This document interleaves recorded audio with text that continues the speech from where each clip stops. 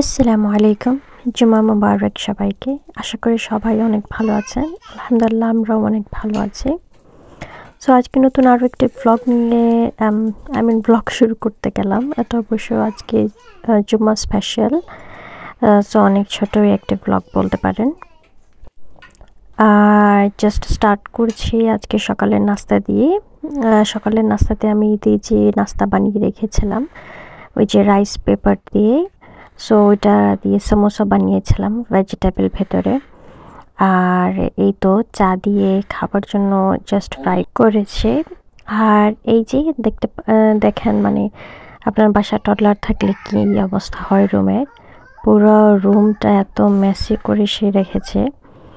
সবসময় আসলে সে টাইডি করে না বলতে কি, আমি যখন বলি টাইডি করতে অনেক সময় সে করে না, তার মুডের উপর ডিপেন্ড করে। অনেক সময় আবার সে নিজে থেকেই টাইডি করে সব কিছুই রেখে দেয়।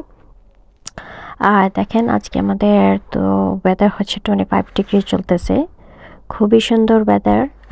খুবই রোদ উঠেছে বাইরে। আর আমি এদিকে চা খাচ্ছিলাম, আমার সমোসাগুলো নিয়ে চলে এসেছিলাম। সো যেহেতু জুম্মা অনেক কাজ থাকে, আমি সব কিছু শেষ করে জাস্ট শাওয়ারে যাওয়ার আগে ভাবলাম যে একটু রেকর্ড করে যাই আজকে কি রান্না করলাম। সো কোরবানির মাংস দিয়ে আমি আজকে টক রান্না করেছি, এবং ইয়েলো লেমন যেটা থাকে ওইটা দিয়ে টক রান্না করেছি। আর হচ্ছে আপনার রুই মাছ দিয়ে স্কোয়াশ রান্না করেছিলাম। জাস্ট হাফ স্কোয়াশ ছিল আমার বাসায়, কারণ হাফ আমি জাইনাবকে আমি নর্মালি স্টিম করে দিই, সো সে খেতে পছন্দ করে। আর এই তো এইদিকে আমি বারবার জাস্ট বাইরের দিকে দেখতেছেন, মানে এত সুন্দর স্কাই, পুরো ব্লু, এত সুন্দর লাগছিল দেখতে। আর এই যে আমার রুম থেকে ছোট্ট ফ্যান কালকে রাত্রে আমরা ইউজ করেছিলাম, কারণ এত গরম লেগেছে। পুরো উইন্ডো খুলে দিয়ে আমরা ফ্যান ছেড়ে আমি আর আমার মেয়ে ঘুমিয়েছিলাম।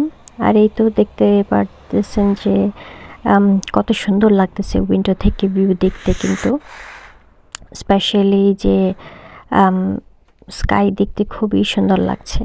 আর এই তো আমি শাওয়ার করে ড্রেস পরে তারপর নামাজ পরে ভাত খেয়ে বিকেলের দিকে আমি এখানে নাস্তা বানাচ্ছিলাম, জাস্ট ফ্রাই করছিলাম। সো এখানে আমি সিঙ্গারা ভাজতেছি, কারণ সিঙ্গারা তার খুবই পছন্দ। আর আমারও আসলে সিঙ্গারা পার্সোনালি অনেক ভাল লাগে।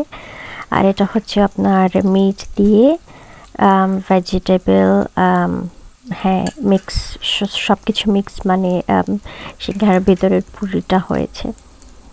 আজকে সকাল থেকে ভাবছিলাম যে কোথাও হয়তো যাব, যেহেতু ওয়েদার অনেক ভালো ছিল, বাট আসলে যাওয়াই হয় না। ঘরের কাজে মানে যদি ওয়েদার ভালো হয় তাহলে ঘরের কাজের কোনো শেষ হয় না। আর সেও অনেক ব্যস্ত ছিল তার কাজ নিয়ে, সো যেহেতু সে বের হতে পারবে না, তাই ভাবলাম আর আমিও বের হওয়ার দরকার নেই। একা একা আসলে ভালো লাগে না সব সময়, স্পেশালি ওয়েদার এরকম মানে ভালো থাকলে, একজন যদি সাথে থাকে, মানে একটা কোম্পানি থাকলে আসলে ভালোই লাগে।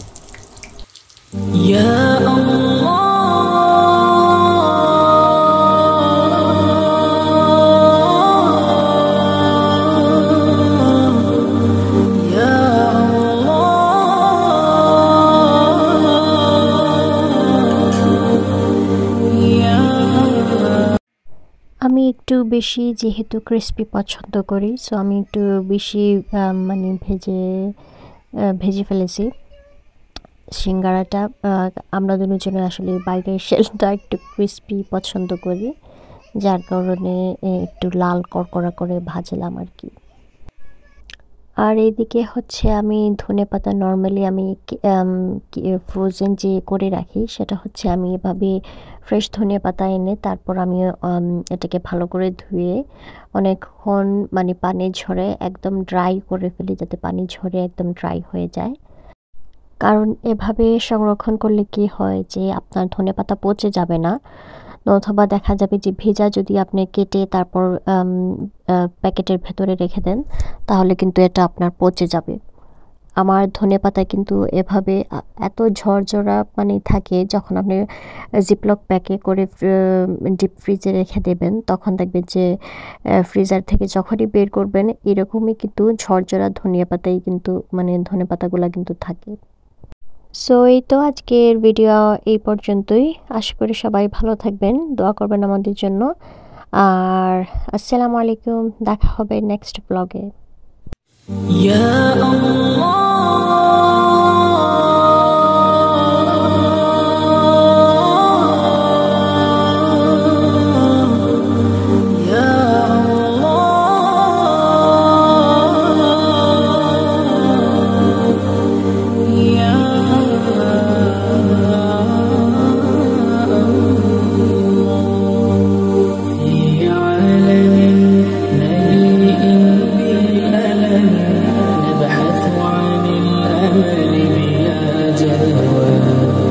نسينا